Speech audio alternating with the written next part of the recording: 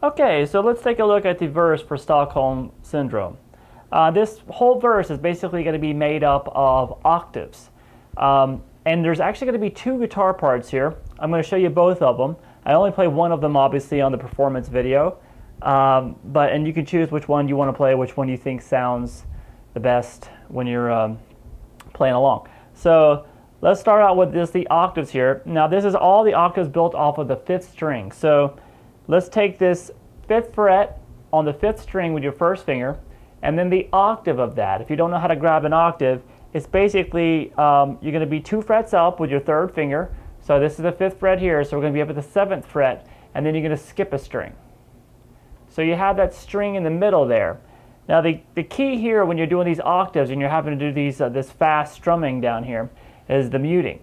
The first finger is what's going to be doing all the muting in this hand. So whether you're using your pinky here on this note or your 3rd, you're going to have this 6th string needs to be muted. And the way you're going to do that is by letting the very top, the tip of your first finger, go over that 5th string and just be touching the bottom of the 6th. So it's not on it, just touching the bottom, very bottom of the string up against it. And then you have the pressure on the 5th fret here on the 5th string. And then the finger comes off the string and is muting the 4th string. So I just have pressure right there on that tip. It's pushing up against the 6th string and it's muting the 4th string right there. And then obviously you have this, the 3rd string is being held with your other finger, so that should be ringing. And then the 1st and 2nd string should be muted by, once again, the continuation of that 1st finger coming across the 5th fret there. So I can strum all 6 strings, and you're only going to hear the 5th string and the 3rd. And that 1st finger is muting every other finger, every string that we don't want to be heard. Okay, so I usually use my pinky here. So as soon as you got the octave down, the rhythm that we're doing in the right hand is going to be pretty straightforward. It's just a rhythm of, like, you want to count it in 4, like 1, 2, 3, 4, 1, 2, 3, 4. Now, if we're actually doing like regular music, trying to do like counting sheet music, you'd be 1 E and 2 E and. But if you want to make it simple, it's basically you're kind of accenting the 1 on each one. So just count it like that: 1, 2, 3, 4, 1, 2, 3, 4, 1, 2, 3, 4, 1, 2, 3, 4, 1, 2, 3, 4. Down, up, down, up. So you're hitting it with downstrokes and upstrokes. All right. So let's go through the chords. And it's going to be that rhythm on all of these chords. It's the power chord. The octave shape here. We're all going to be staying on the same 2 strings here. We're just going to be moving it around. We have the 5th fret. When I say 5th fret, that's where your first finger is always going to be, is whatever number I call out. So we get the 5th fret, then back 2 frets to the 3rd, then to the 2nd, and then the 1st. Back to the 5th, then 4, then 3, then back to 5. Now, that's the first half of the verse, and both guitars play that. Now we get into the part where they both deviate. We'll have 2 separate guitar lines.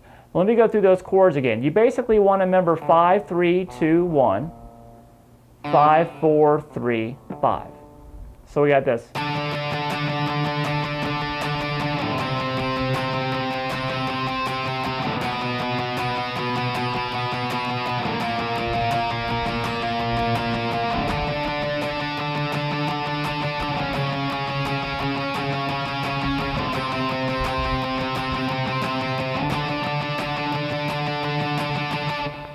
So you're basically doing those are 1, 2, 3, 4. You do that 4 times on each chord, each octave.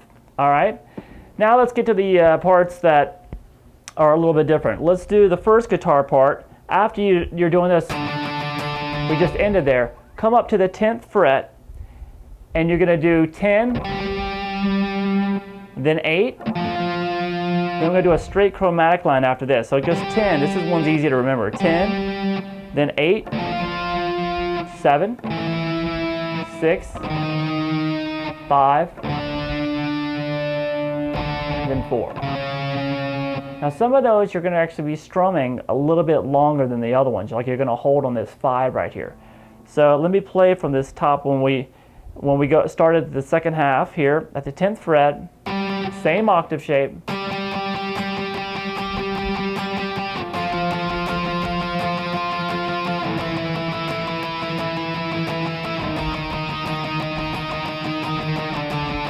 Hold this.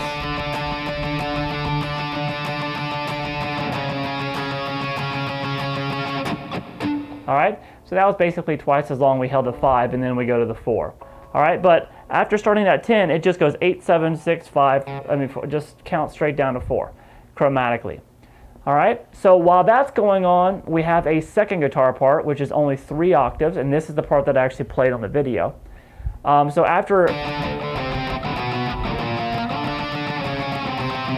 kind of a sped up version right there. After that first half there, and we're back here, just like the first guitar part, you move this up to 13. And basically we go 13, 12, 10, and you're going to hold 10 for quite a while, and then go back up to 12. It's pretty easy here if you listen to the recording, but here's what it will sound like all together. 13, 12, 10, 12.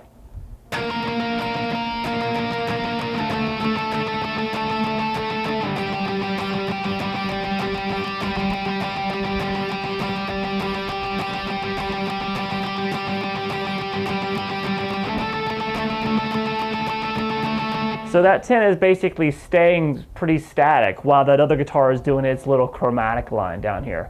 That's why that stays pretty still, so it doesn't get all out of control with that chromatic thing and this one doing all sorts of crazy stuff.